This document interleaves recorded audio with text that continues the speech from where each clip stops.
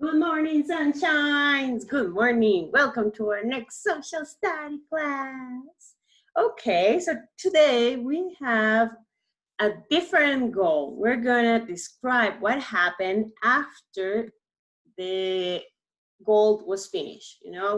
We finished the gold already. Most of the gold was already in Spain, and we needed to figure out what are we going to do now. So we're going to learn about two interesting things right now.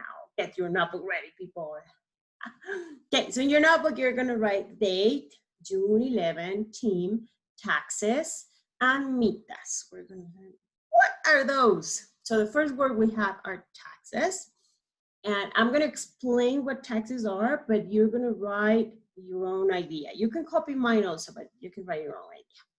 So taxes are a mandatory tribute that everybody had to pay to the government.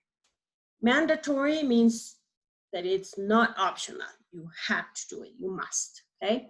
A tribute is like a contribution. It's like something, mainly we use it to refer to pay money, when we use in this context. Tribute was like money you had to pay. And everybody had to do it, everybody, of course, except Blanco Chapetón and Blanco Criollo, of course.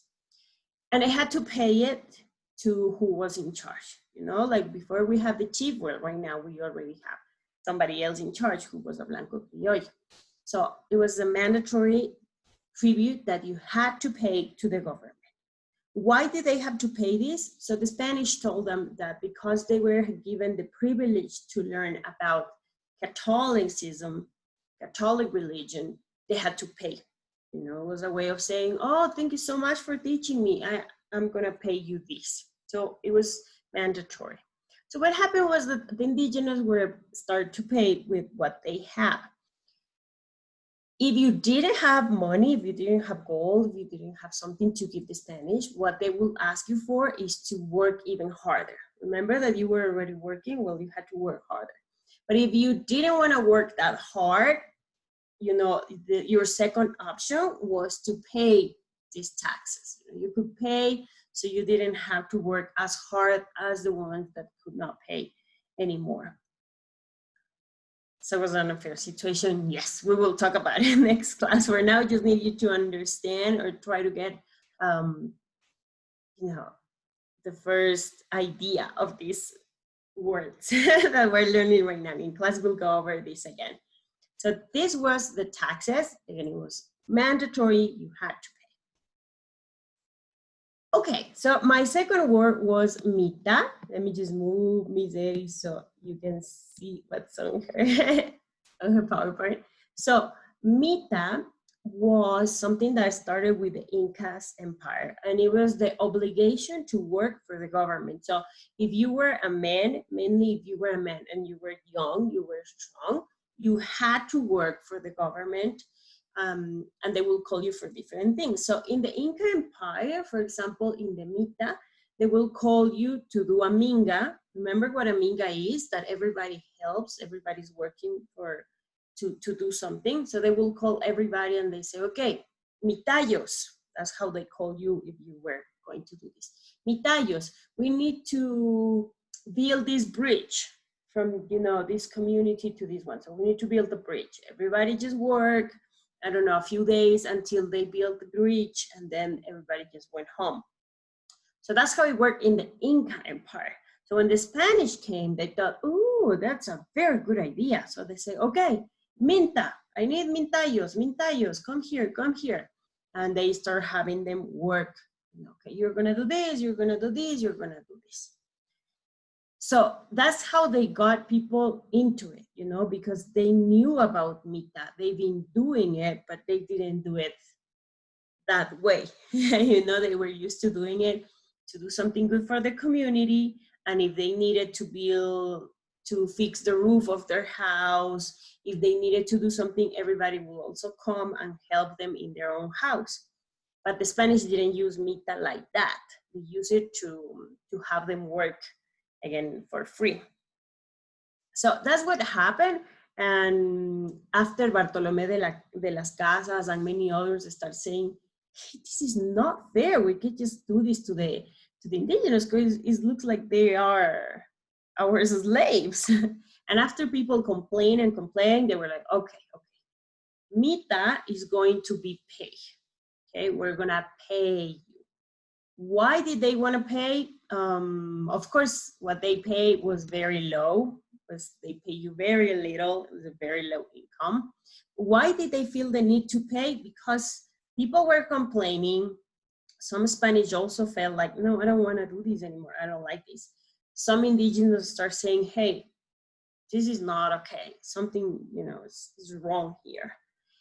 And they remember that encomenderos had to ask you for your tribute. You need to pay. And many people did not have anything to pay with. So they figure, oh, if we give them something, but very low, very little, if we give them something, we can ask them to pay these taxes. Okay, if you're getting a bit confused with all this information, again, don't worry. In classes, we're gonna go over this. What I could also recommend is that you rewind me, say, yeah, you have her explain this again. So maybe it's more clear, okay? So they decided to pay the indigenous, okay? They decided to pay, but they pay them really bad salaries and they had them working a lot.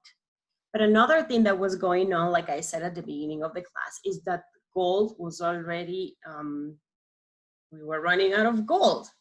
So when they thought, oh my God, how can we do money? Because they start making a lot of money by planting tobacco and sugar in North America, in part of all this, what's North America right now. That's where they were selling all this.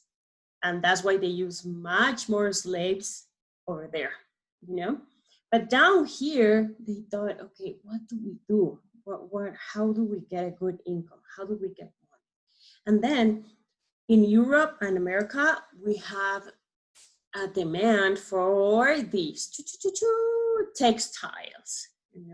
They needed clothing, they wanted to have rugs, they wanted to have a lot of things going on, like a carpet and all those things. So they had this very good demand, and they knew that the indigenous were very good at this. They had done all of these things before. So they started those factories, textile factories, to have people work on that and then pay them really low and then ask them for their tributes. So they got most of the money that they paid the indigenous, they got it back with taxes. Or they charged them for the beans they gave them at work and so on. This is a picture of, this is a real picture of these factories where they had all these spinners and they created the textiles. That was something that they were getting money from. And when to move forward, we're gonna check this in class again. Thank you, babies, for being so patient and for following Miss Eddie. I'm so happy I'll get to see you finally on Tuesday. And I love you so much. So remember, in your notebook, you need to have taxes and mitas, and you need to write your ideas. You're not gonna send Miss Eddie this. I don't need you guys to send it. I'm not gonna post on Class Dojo any activity. I'm just gonna post this video. And on classes, we're gonna check. On classes, you need to have your notebook, okay? So, love you so much, babies, and I will see you Tuesday.